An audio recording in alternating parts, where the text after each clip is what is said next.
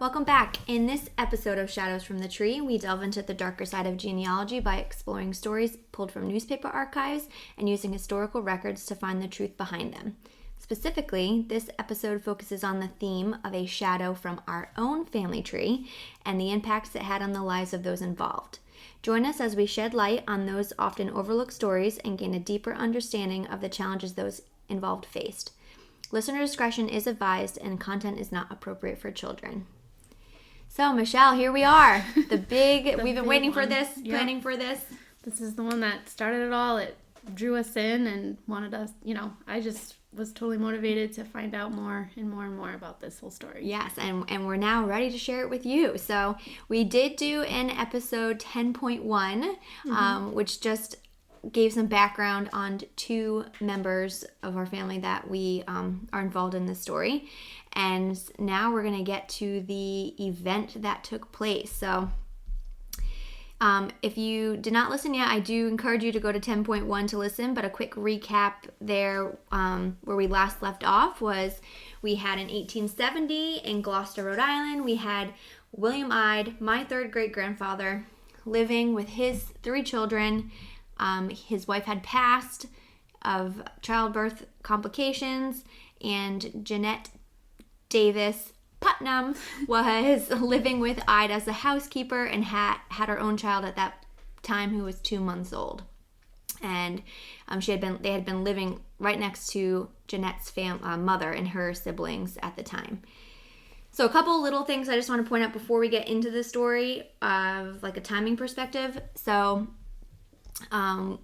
we had talked about before the land of William's father Oliver and had been passed down to his wife Penelope and then to his two other sons who ended up passing away. So Penelope ends up dying July 13th, 1873 at the age of 69.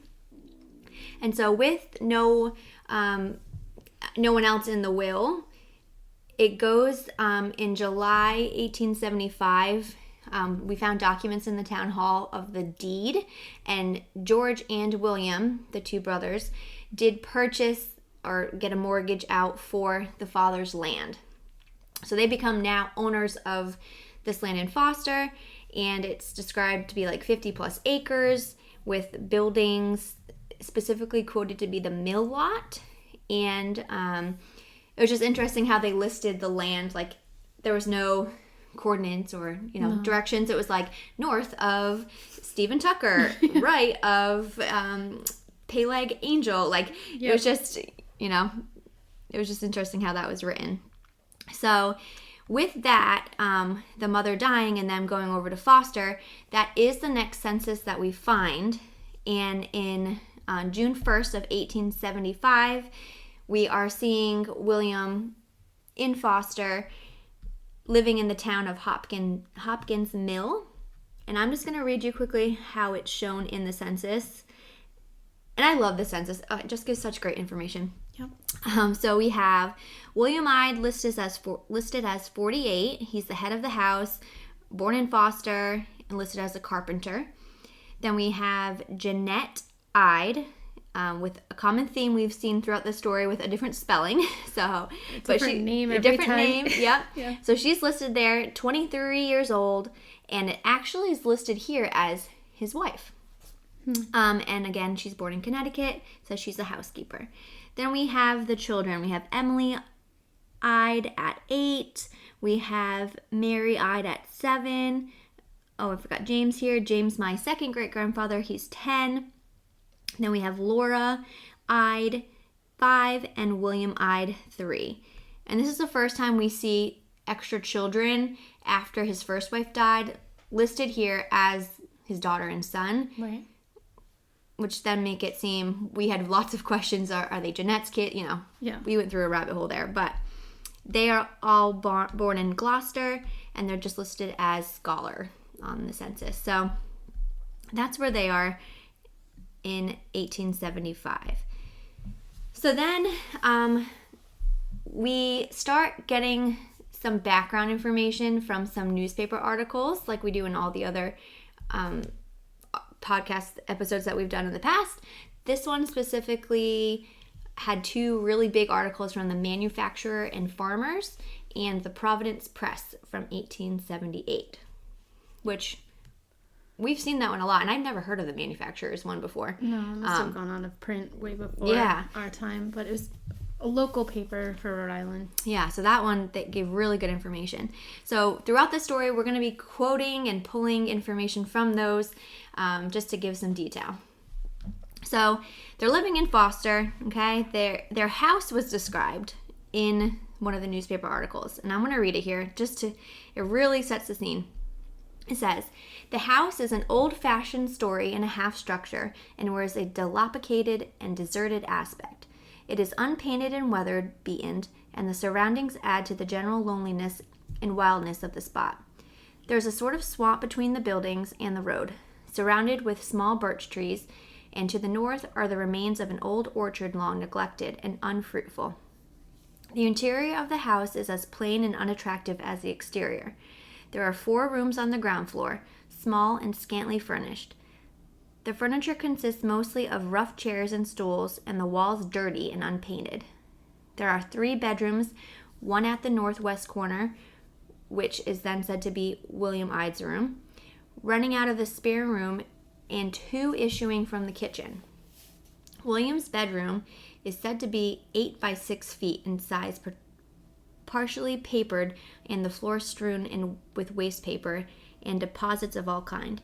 A full-length picture of William Ide suspended from a nail, the only ornament to be seen." And I wish we had this picture. Me too. I want to know so much what he looked like. And to know that the only thing in this terrible house is a picture of himself hanging on the wall. It's just... I wonder who commissioned that and like what the story was. Yeah. Why they had a really huge... I mean, if the house was that bad, I'm sure whoever over time bought the next property just demolished the whole thing. But man, I wish we had that painting. But like, what was your first reaction when you read this specifically about the house? It's a disaster. Like, what's going on? Like, you know, it can't be a happy, healthy home if it's looking like that kind of... And there's children living here. Like, it's crazy. So, I mean, no one should be living in conditions like that, first of all. Right. And, you know, the Ides, Oliver and Penelope, had lived there once before them, so they just probably never did anything to keep up with it or fix it, although he's a carpenter. So, I don't know. Yeah. There's, you know, some other things going on. Yeah. Oh, yes, you are right. You are right.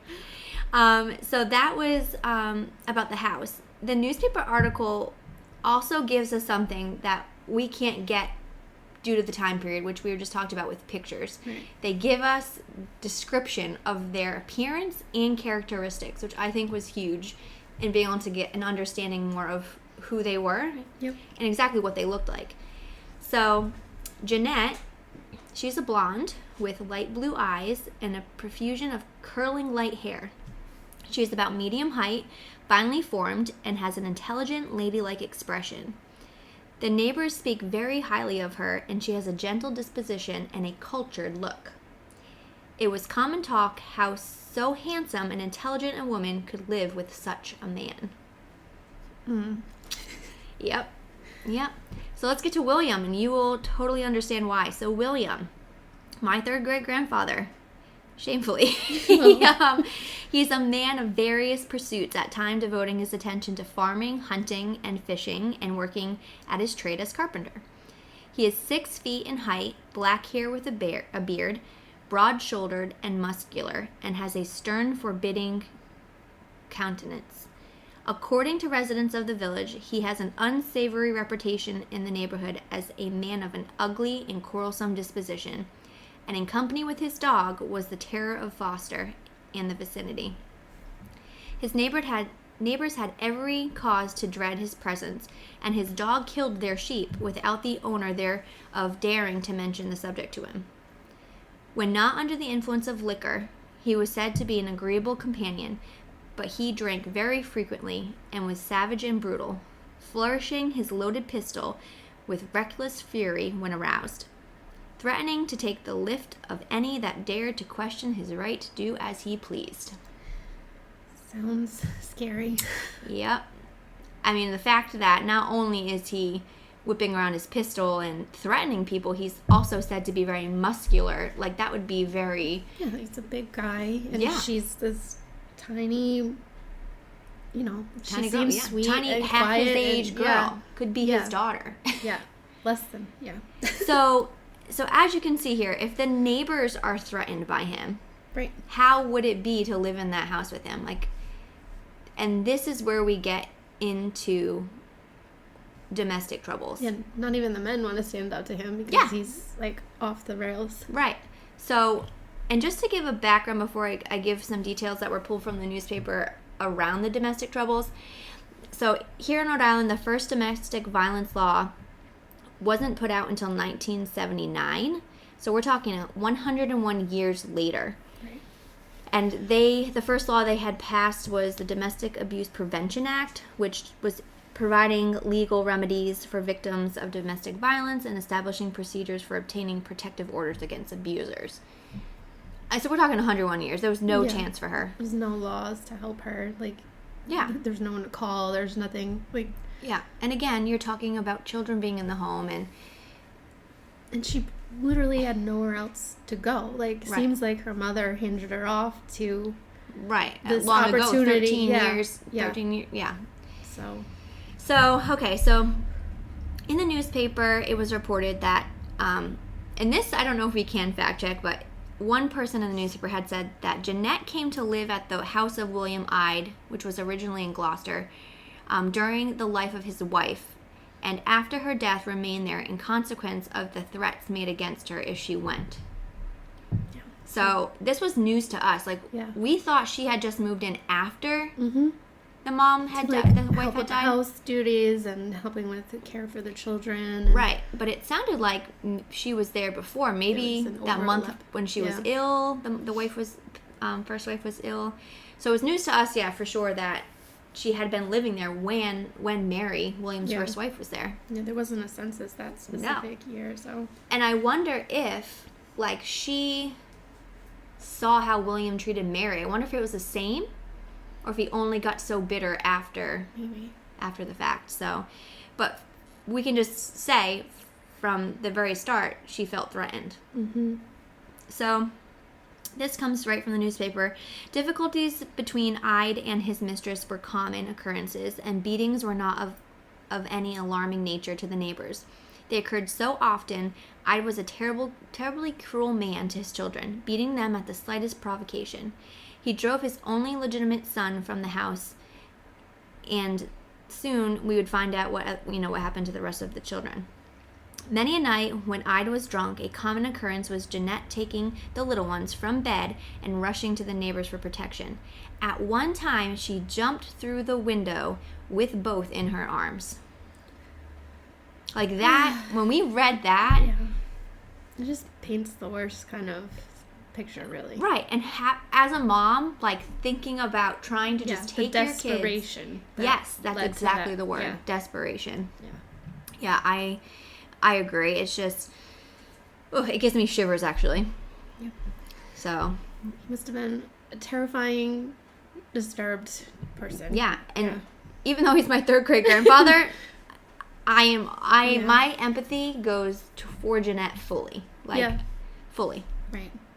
And to It know... was his drinking. Like, Right. they said, oh, he was decent enough person when he wasn't. Right, but he just drank all the time. Yeah. So Yeah. there was no hope. Yeah. So, obviously there was a lot going on from the domestic standpoint, and she had been dealing with this since at least 1868 when the first wife died. Yeah. So 10 years of this. For yeah, her. yeah. So I'm going to pass it over to Michelle. So she's going to kind of give a breakdown and start the tale of The events.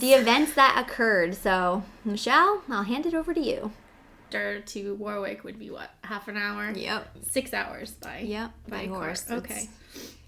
Yep. And Green Island is a small island in Narragansett Bay, and after years, a piece may only be seen at low tide. Yeah, so now it's like barely in Yeah. existence. Yeah, erosion and the sea levels are just, it's gone. Because I heard Green Island, I didn't even know where that was. I had to look it up. It's like not a touristy location No. that we go to. No. Oh, man. So a week later, Thursday, March 21st, 1878, he returned home about midnight with 3 or 4 bushels of nice clams. And his brother, George, stated that he was drunk. Are we surprised? No. You wonder how he got home, though, that late at night. I know. And then you wonder the landscape of the land, right? Like, Right. they didn't have highways, turn left, turn right. Did he have a straight shoot there? Yeah. But I had horses growing up, so they kind That's of true. know their way home, really. That's true, yeah. Yeah. So I feel like maybe the horse led the way. And then the horse is carrying all these bushels, right, or this wagging something. Yep. And then, so I had to Google how many clams Yeah. are in a bushel, because I didn't know. Yeah. How many, Danielle? There's a range, 200 to 600, depending on the size of the clam Right. or the type of clam or the region. But still, he's got, a lot of clams, yeah. he's got almost 1,000 clams he's bringing back with him. Wouldn't he be happy? And I don't know. Maybe he was happy then. It was He drank the drink. celebrating Celebrating. on the way home. All right. So back at the house, when he arrived, so he was there, Jeanette, 25, his brother George, which he's 59, and 4 children. So William, 6, Laura, 8, Mary, 10, Emily, 11, and James wasn't there. Yeah, James after wasn't all? recorded, and I think from the past article, it was by that time he was old enough and he left. He was like, I'm out of here. Enough of the Which he's my torture. second great grandfather, so this Yeah. could have been a pivotal moment Right. for him growing up to make a better life for himself, you know? He wasn't there in this situation. Right. So it was for the best for him. Yeah. Upon arriving home, he still had been drinking, and William asked George to assist him with unharnessing the horse and unloading the clams, and George did so. William then went into the house, and in a few moments, Mrs. Putnam, which is Jeanette, ran out, greatly excited, declaring that William had threatened to shoot her, and she did not dare to return. He had been quarreling with her, and George went into the house and asked his brother if he had made threats to kill Jeanine. He denied it, and that he had any intentions of harming her, and George persuaded Jeanette to return to the house. After the entrance of the housekeeper, William returned and resumed the quarrel, accusing her of receiving letters from her mother, and in blind jealousy, believing that she had been persuading her daughter to leave him. Yeah, because Right. it's about jealousy of her being with other men, but who is she gonna, it's a little town. I don't know. The neighbors are all older. Like, like Stephen Tucker, how old? He was way older than Yeah, even he was William. like William. Yeah, exactly. So that doesn't make sense. But if he's drunk, he's just throwing out accusations. Exactly. And he found the letter, so he was probably scared he was going to lose whoever was barely keeping the house together, right? Yeah. Mm-hmm. So, let's see. By some means, they met in the bedroom, and William seized his mistress in a savage grasp, and they clinched each other. Before his brother could do any serious injury, George came to the rescue and separated them. Mrs. Putnam, which the articles keep referring to her as I don't know why Putnam. she kept that name. I don't know. And hastened from the house, and with the intention of taking refuge in the house of Mr. Stephen Tucker across the road, she passed through an orchard, but before she could cross the road, William had overtaken her. This is where it gets. And we're reading from this because it honestly, I get goosebumps. I really do. You can feel what this poor woman went through. You feel the energy. You feel the despair and the, oh gosh, yeah. He seized her by the hair and literally dragged her across the rough ground with stones to the house. The neighbors oversaw, and they heard her screams and cries for help as she struggled in the grasp of the irate master. William kicked her and jumped upon her before they reached the house. After they entered the house, George persuaded them to give up quarreling, and they seemed to be on good terms when he left them. I just shake my head. It's like my voice was shaking me. Yeah. It's just like so scary and sad and I've never luckily had any kind of domestic tragedy in my life, and I feel for anyone who's out there listening that's had to experience that, and So now that was late. It was late enough, right? Right. And the neighbors were still able to hear that. But now, between 3 and 4 a.m., while laying on the floor, William, taking a pistol from a drawer, he pointed it at an almost senseless woman, and he should shoot her. Before going to the bedroom to lay down on the bed, he soon fell asleep. And over the bedroom door hung a double-barreled shotgun. The mangled and bruised woman on the floor saw it. She knew one barrel was loaded with a heavy charge of a shot for fox hunting. She had a weapon. Her torturer was asleep in the other room. She might save her life by taking his. Her wounds added fire to her thoughts. Her fears were fuel. Revenge was an object. Crawling along the floor, she rose by an extreme effort and secured the gun. Crawling along the floor, she reached the bed, rose, and placed the muzzle against the brow of the sleeping man, pulling the trigger and falling to the floor. I know. Yeah. So, same time. So George was awakened between the hours of 3 and 4 by the loud report of a gun. He saw Janine standing in the door of the bedroom. She said very calmly, "If you want to lay your brother out, you can get the neighbors to do it." He died without a struggle. The brother was thoroughly stupefied for a few moments, but managed to dress himself and hasten to the house of Stephen Tucker and Pele Angel nearby, and returned with them to the bed of the body of William. They entered the bedroom to a terrible spectacle. His hand had been partially raised towards his head, and his face blackened with powder. A large hole in the center of his forehead showed that the shots had penetrated the brain and skull, and upon turning his head there was the cavity large enough to allow the insertion of a man's fist. The bedclothing and wall were bespattered with blood and brains, and the floor was sprinkled with gore. The neighbors removed the clothing, and after sewing up the head in a bag, they might be held together. They placed the remains upon a rude board and covered him with a sheet.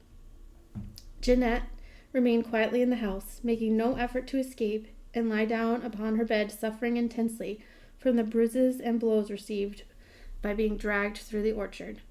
Oh my gosh. I know.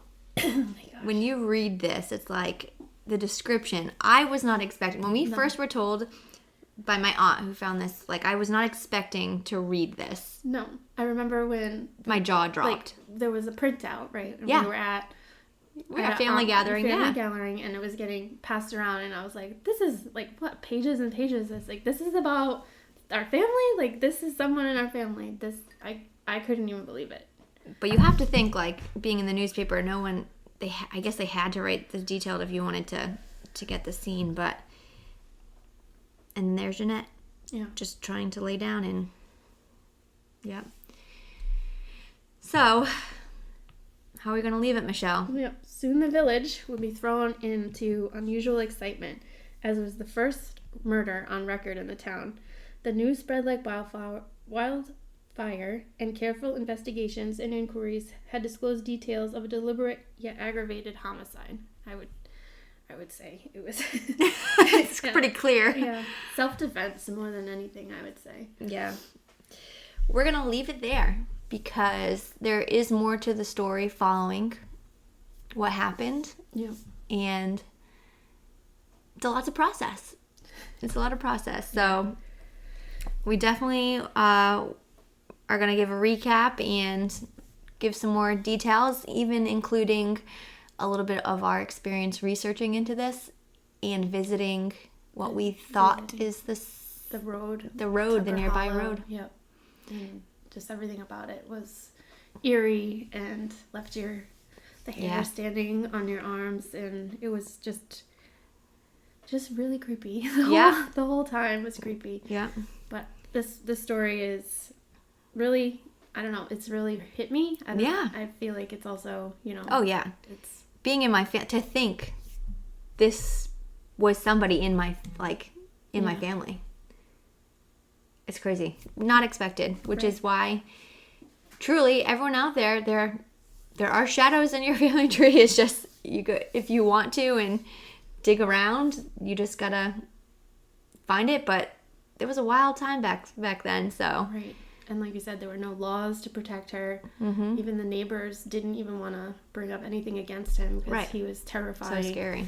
And they were, we're going to talk about what happens after the days following, what her fate is. Even her daughter was sick. We didn't mention that, but she had a sick daughter in the next room. While this is all happening. So it's a lot to uncover. So we hope you enjoyed the episode, and Tune in next time. Tune in next time. For the wrap up. Yep. For season 1. And thanks for listening. Thanks for listening. If you do have questions, feel free to email us, shadowsfromthetree@gmail.com.